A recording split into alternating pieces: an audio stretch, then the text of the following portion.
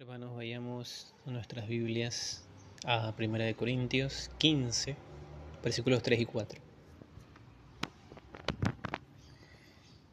1 Corintios 15, versículos 3 y 4.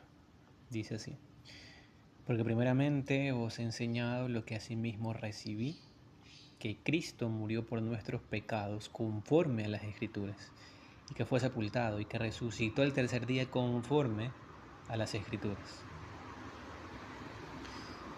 En las ocasiones anteriores que estuvimos tocando el tema del credo, hablamos de lo que es propiamente un credo. Hablamos de algunas palabras que pueden parecer problemáticas, pero que son útiles tenerlas claras en nuestra vida de fe y, por supuesto, son palabras útiles en el desarrollo del tema del credo.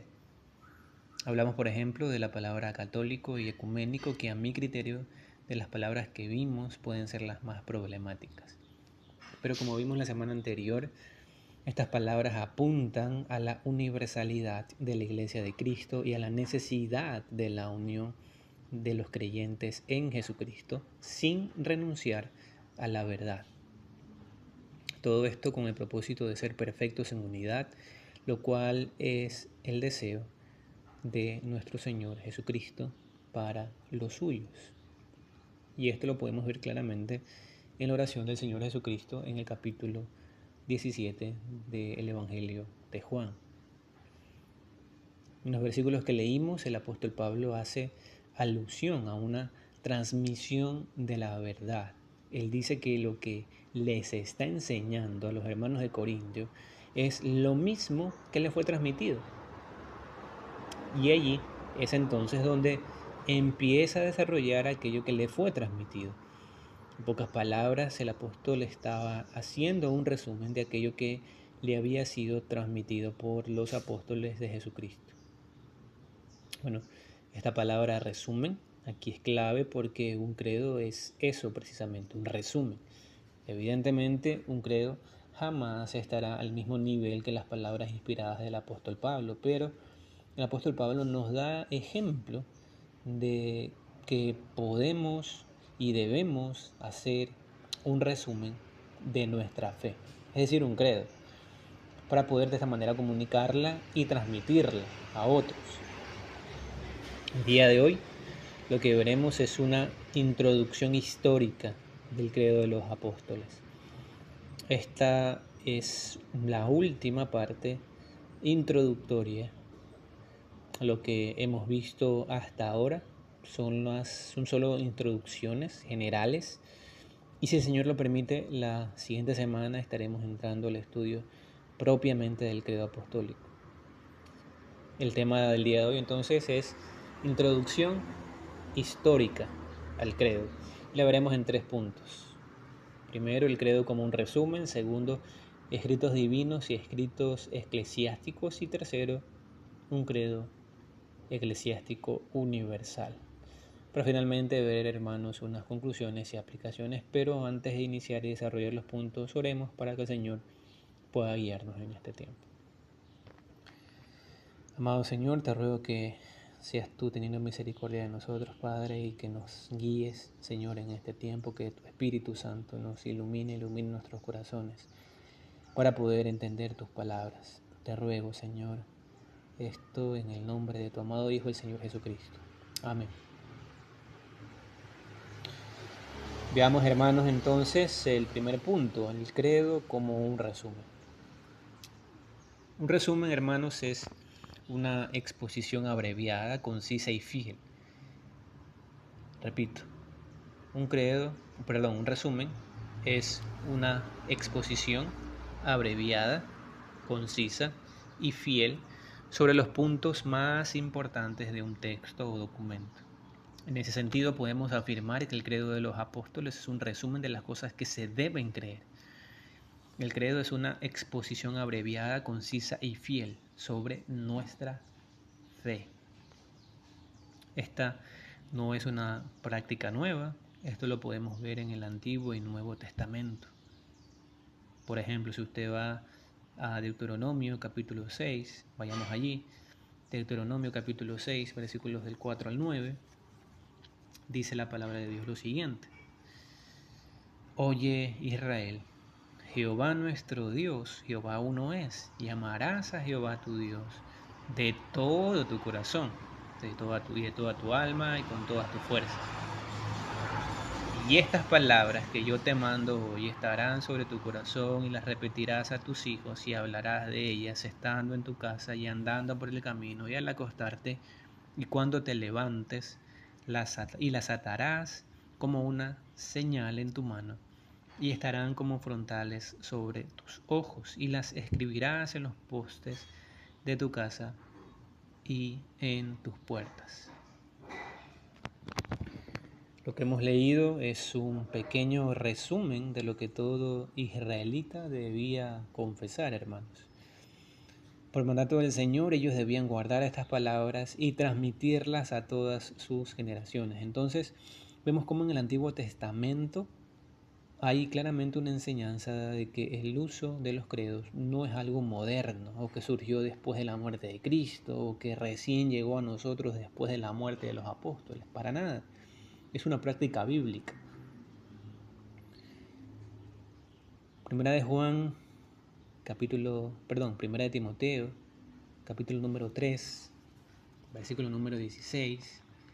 Vayamos allí para ver lo que dice Primera de Timoteo 3, versículo 16. Dice lo siguiente: indiscutiblemente grande es el misterio de la piedad. Dios fue manifestado en carne, justificado en el Espíritu, visto de los ángeles, predicado a los gentiles, creído en el mundo, recibido arriba en gloria. Aquí también vemos claramente cómo el apóstol Pablo está confesando verdades fundamentales de nuestra fe. Y si vemos un poco en detalle estas palabras de Pablo, contienen verdades irrefutables de nuestra fe. ¿Como cuáles? Se preguntará. El misterio de la encarnación, por ejemplo, es una de esas. Esto nos reafirma que Jesucristo es Dios y hombre. Esto es una verdad fundamental de nuestra fe. Y Pablo aquí la está confesando. Pablo aquí está resumiendo verdades entonces de nuestra fe.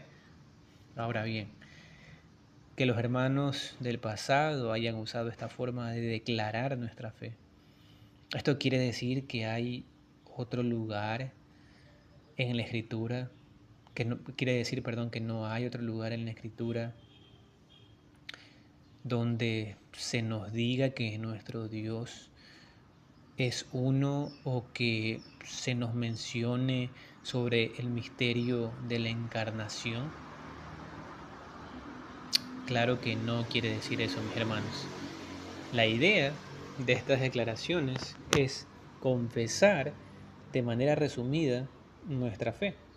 El apóstol Pablo en 1 Corintios 15, versículo 3 y versículo 4, cuando dice: porque primeramente os he enseñado lo que asimismo recibí, como dijimos, estaba declarando de manera resumida verdades en nuestra fe.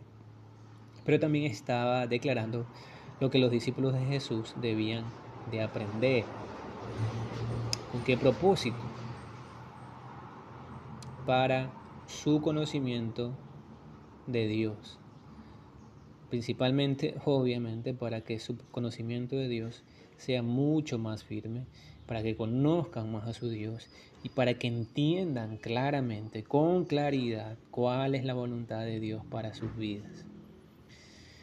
Hermanos, una pregunta. El apóstol Juan escribió todo detalle por detalle sobre la vida y los hechos de nuestro Señor Jesucristo. Creo que la respuesta es obvia, hermanos. No. El apóstol Juan claramente no escribió todos los detalles de la vida de Jesús y él mismo responde a esta pregunta. Él en Juan 21, capítulo 21, versículo 25 dice: y hay también otras muchas cosas que hizo Jesús, las cuales si se escribieran una por una, pienso que ni aún en el mundo cabrían los libros que se habrían de escribir. Amén. Lo que vemos entonces es que todas las cosas sobre Jesús no fueron escritas. Pero tengamos ánimo, hermanos, porque las verdades esenciales y necesarias para nuestra vida de fe y salvación están contenidas en la Biblia que usted y yo tenemos. En eso debemos descansar y debemos estar seguros y confiados en que nuestro Dios nos ha dado en la Escritura lo necesario para nuestra salvación y vida de fe. Lo otro que podemos ver en este pasaje es que la práctica de resumir es un patrón bíblico y por lo tanto podemos y debemos imitar este ejemplo, hermanos. Ahora bien, la razón por la que tanto en el Antiguo como en el Nuevo Testamento la doctrina ha sido resumida es para que todos podamos tener claridad y no tengamos dificultades en la comprensión de las verdades que Dios ha querido comunicarnos, para que de esta forma sea fácil para nosotros la meditación y memorización. En resumen, podemos verlo también como un punto de partida hacia la carrera de nuestra fe. Hebreos 6, 1 al 2, vayamos ahí por favor. Hebreos 6, 1 al 2, dice lo siguiente. Por tanto, dejando ya los rudimentos de la doctrina de Cristo, vamos adelante a la perfección, no echando otra vez el fundamento del arrepentimiento de obras muertas, de la fe en Dios, de la doctrina de bautismos, de la imposición de manos, de la resurrección de los muertos y del juicio eterno. El autor de Hebreos nos insta a no detenernos en lo fundamental. Nos motiva a seguir, nos motiva a avanzar.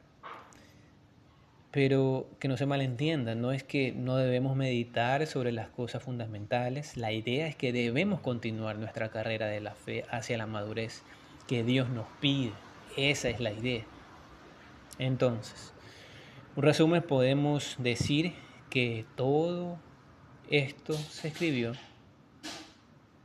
para ayudar a la iglesia de Jesucristo. Esta es una, ciertamente, de las formas como Cristo sigue al día de hoy edificando su iglesia.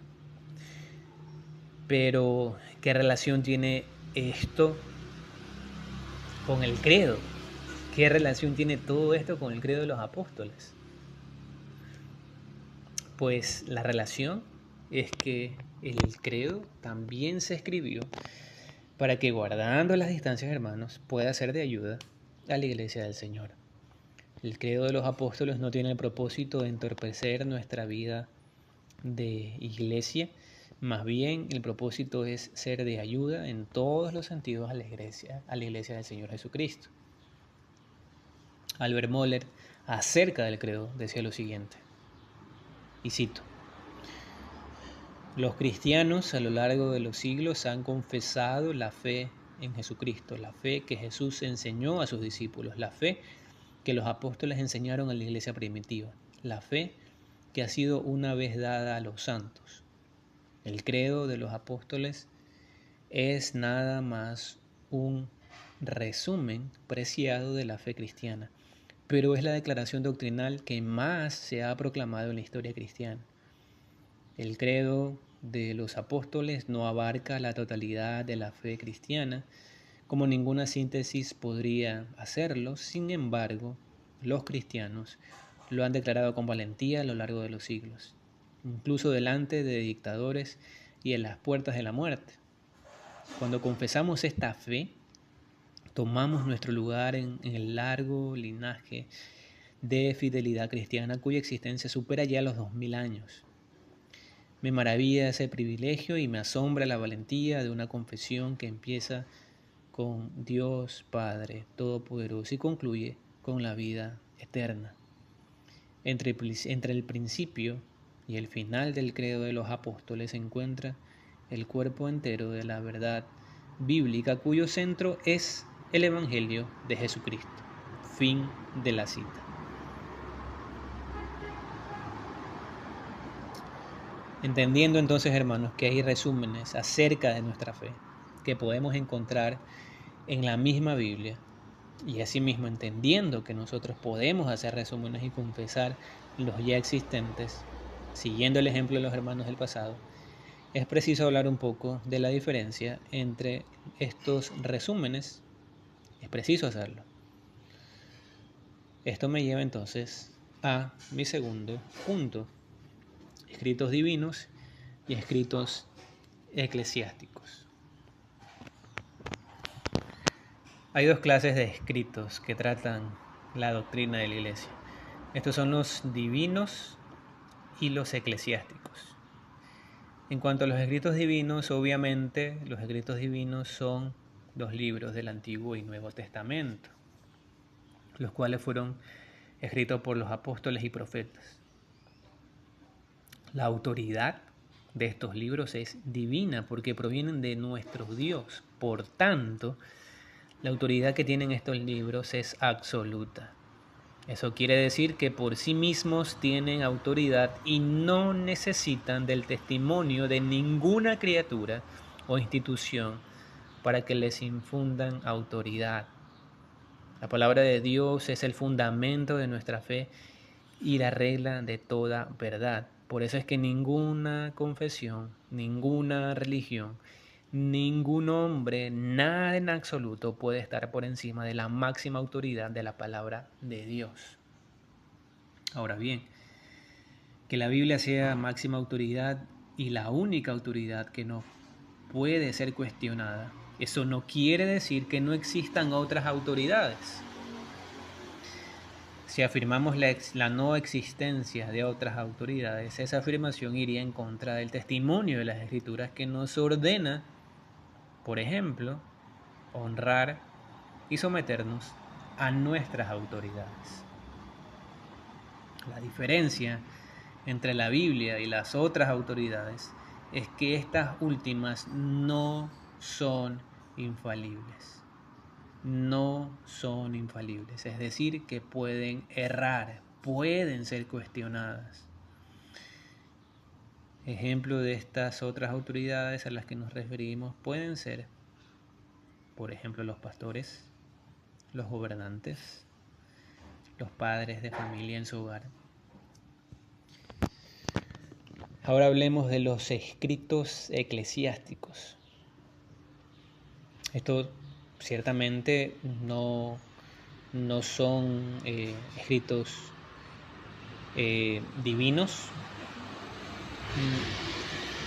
no son escritos inspirados por el mismo Dios.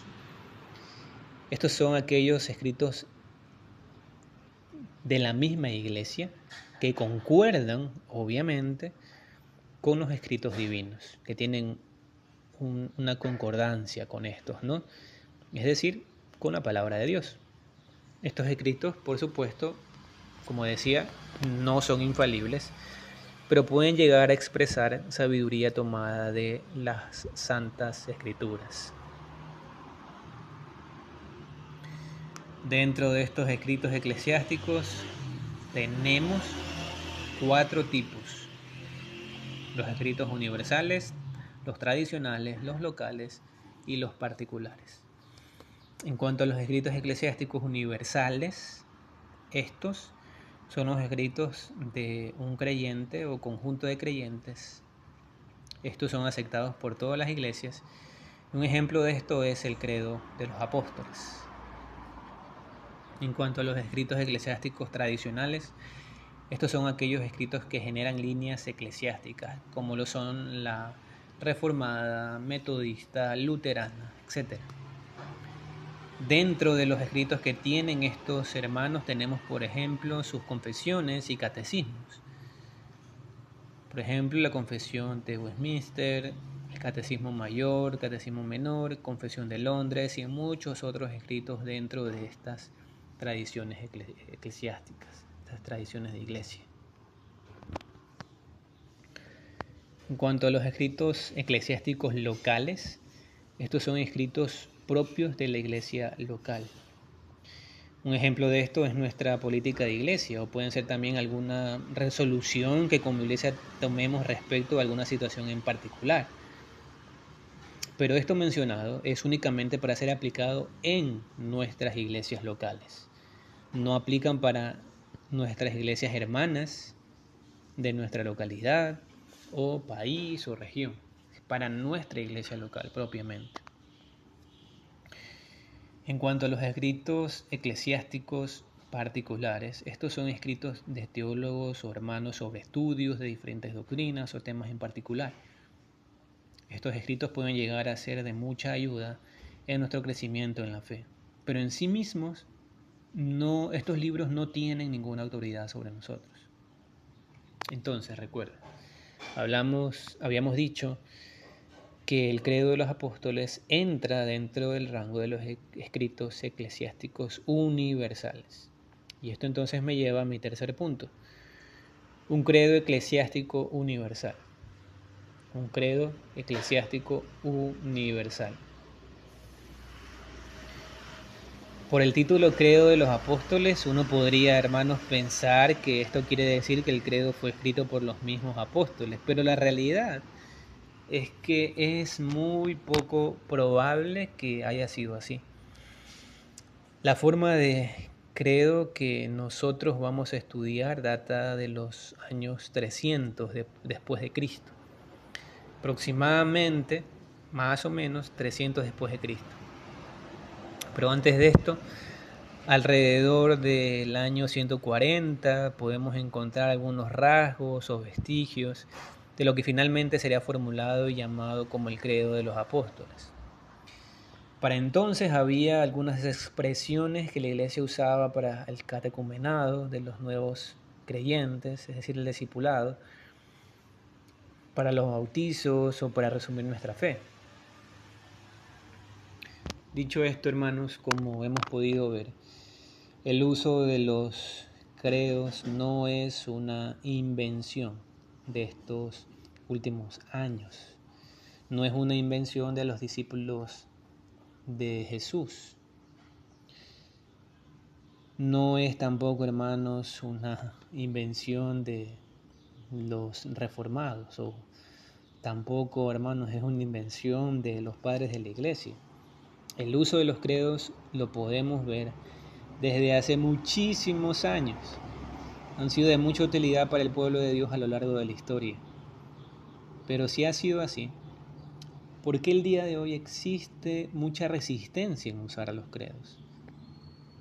Ante esta pregunta muchos dicen lo siguiente: la escritura es infalible y a ella solamente nos acogemos y solo ella es nuestra autoridad. Ningún escrito humano puede guiar nuestra forma de pensar, porque la única infalible y la única autoritativa es la palabra de Dios, la Biblia. Por eso no creemos correcto usar credos o confesiones. Por tanto, dicen algunos, tengo la libertad de rechazar todo lo que no sea palabra de Dios, todo lo que no esté contenido en la Biblia. Mis hermanos, ese razonamiento evidencia claramente un desprecio a la autoridad a la que Dios nos ha mandado someternos, un desprecio a la multitud de consejos, un desprecio a las sendas antiguas por las que otros han transitado a lo largo de la historia de la iglesia. Sería también un desprecio al testimonio que muchos defendieron y que incluso llegaron a dar su vida por la verdad de Dios. Hermanos, esto estaría evidenciando soberbia y orgullo. ¿Sabe por qué?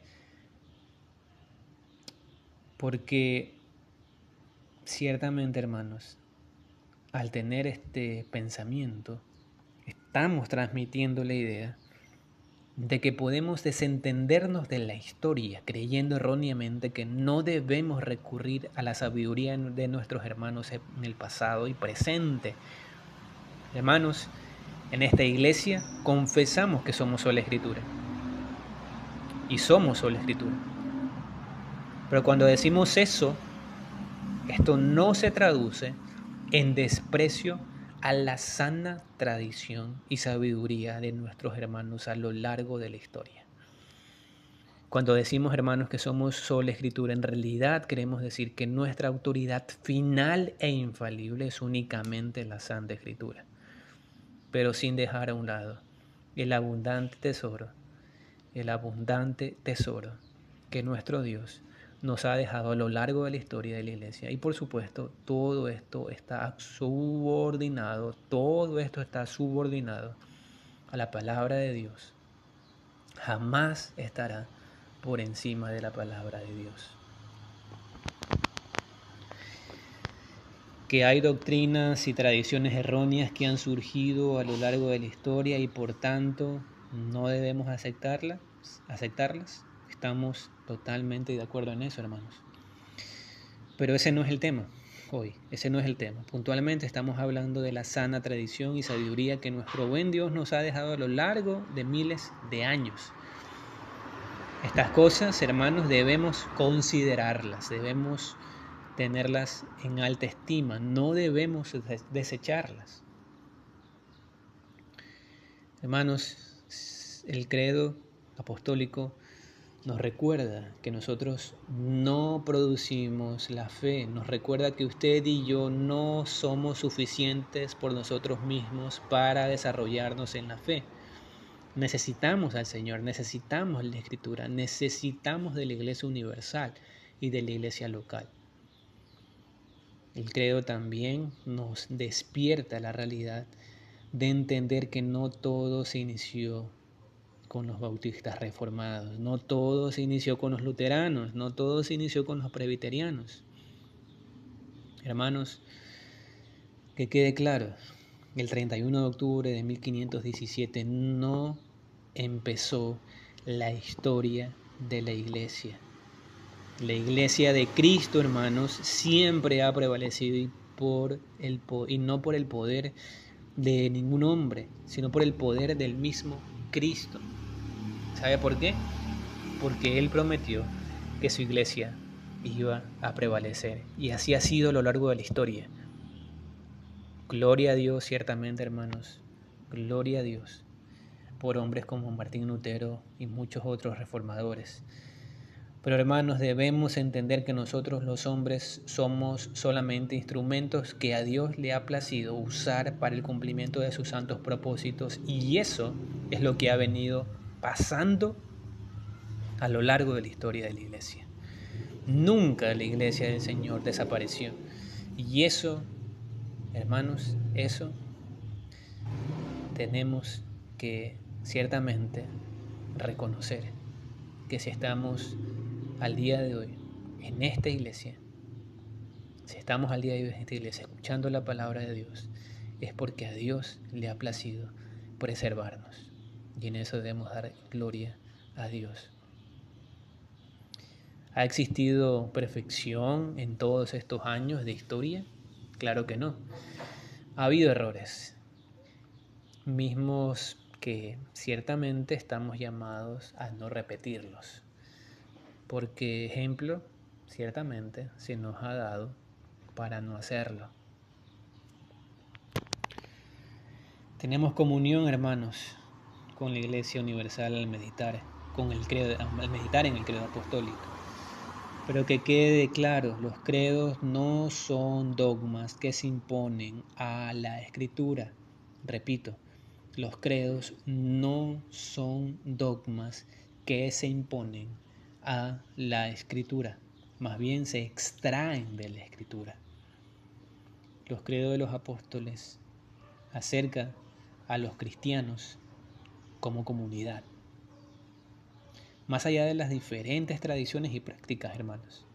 Al recitarlo nos unimos a los cristianos de ayer, a los cristianos de hoy y a los del mundo entero para proclamar nuestra fe común. Por eso afirmamos que el credo apostólico es un escrito eclesiástico universal.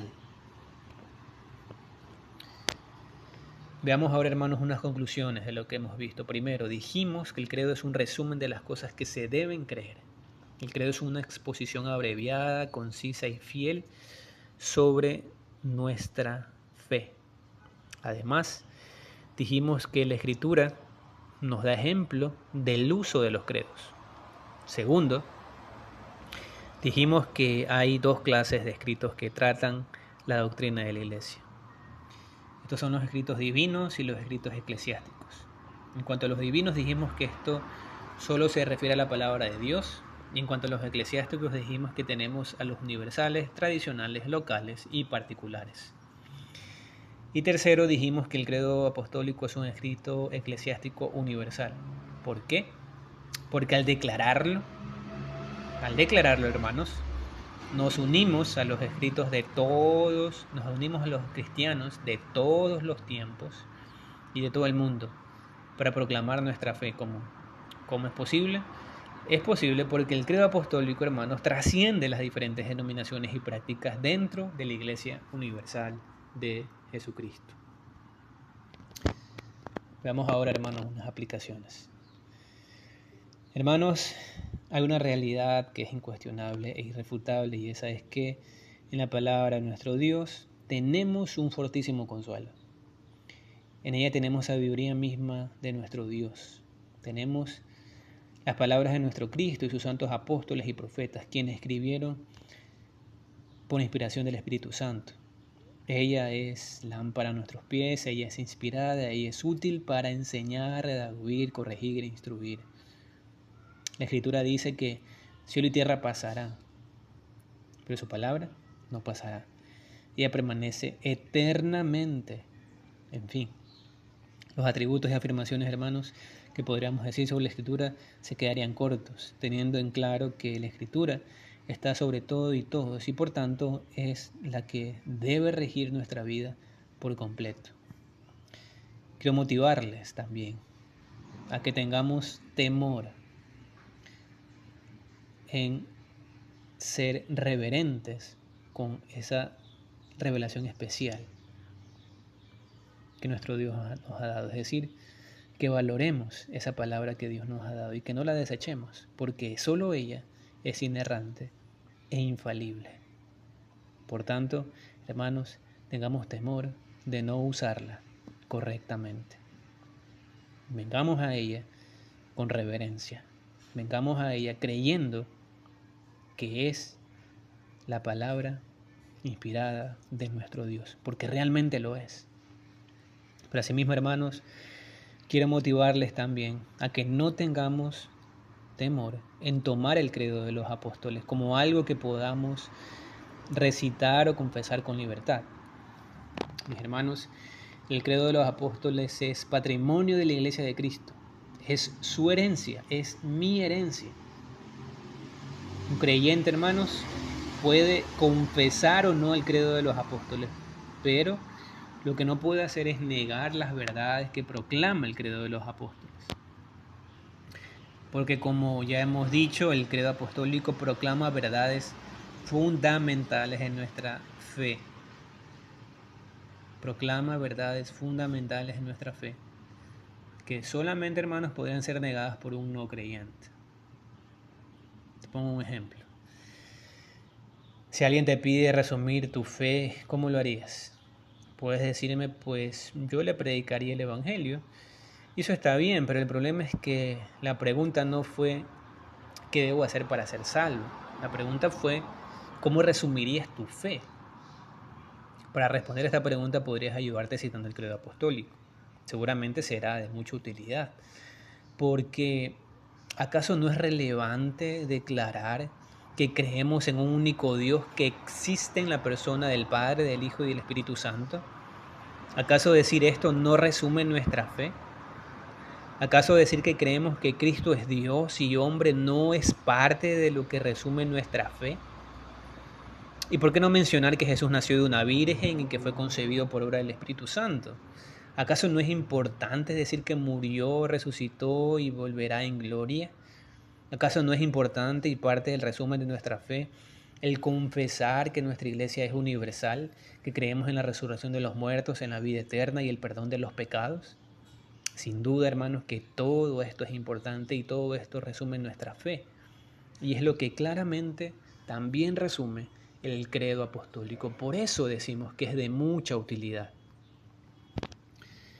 Hermanos, mantengamos en alto y en el primer lugar siempre la palabra de nuestro Dios. Pero no tengamos en poco las riquezas de nuestro Dios. No tengamos en poco las riquezas que nuestro Dios nos ha dado a lo largo de la historia de la Iglesia. Sigamos el ejemplo de Pablo, resumamos, confesemos y enseñemos la verdad que hemos recibido. No tengamos temor, hermanos, entonces en usar el credo. Es nuestro. Tomémoslo. Démosle un buen uso. Y amigo, para ti el día de hoy quiero citar la otra parte de las palabras que escribió el apóstol Pablo por inspiración del Espíritu de Dios en los versículos que leímos inicialmente. La Escritura dice: Cristo murió por nuestros pecados conforme a las Escrituras y que fue sepultado y que resucitó al tercer día conforme a las Escrituras. Cristo murió por los pecados de su pueblo. ¿Y por qué fue necesaria la muerte de Cristo? Te preguntarás. Bueno, a causa de nuestros pecados, a causa de tus pecados, a causa de mis pecados. Él pagó la deuda de aquellos que ponen su confianza en Él y se arrepienten de sus pecados. Que el Hijo de Dios haya tenido que morir por los pecados de su pueblo te debe dar una idea de la gravedad de tus pecados. Y es que verdaderamente lo es, pues el pecado se traduce en rebeldía en contra del Dios creador del universo. El pecado se traduce en desobediencia a los mandamientos de Dios. La Escritura dice que la paga del pecado es la muerte. Siendo este el caso, la muerte era algo que Cristo no debía haber experimentado porque Él era y es totalmente santo. Pero aún así, Cristo experimentó la muerte. ¿Por qué? A causa de los pecados de su pueblo. Él pagó eficazmente todos los pecados de aquellos que ponen su confianza en Él. La muerte de Cristo y su resurrección son una evidencia de que Dios no tendrá por inocente al culpable. Y al mismo tiempo es una evidencia de la misericordia de Dios, pues por medio de Cristo nos ha dispensado vida eterna. Y esto es el Evangelio. Si tú crees hoy en Jesús y te arrepientes de tus pecados, ten la seguridad que hoy mismo pasarás de muerte a vida, porque has colocado tu fe en el objeto correcto, Jesucristo. Y solo en ese nombre todos los hombres pueden encontrar salvación. Porque no hay otro nombre bajo el cielo dado a los hombres en el cual podamos ser salvos. Damos gracias a Dios por su bendita palabra. Damos gracias a Dios por preservar a su iglesia. Damos gracias a Dios por guardar nuestra fe. Damos gracias a Dios por la riqueza que ha dado a su iglesia en cuanto a la sana tradición que ha nacido de la verdad, de la santa palabra de nuestro Dios. Damos gracias a Dios, porque ciertamente de Él y por Él y para Él son todas las cosas, hermanos. A Él sea la gloria por los siglos de los siglos. Amén.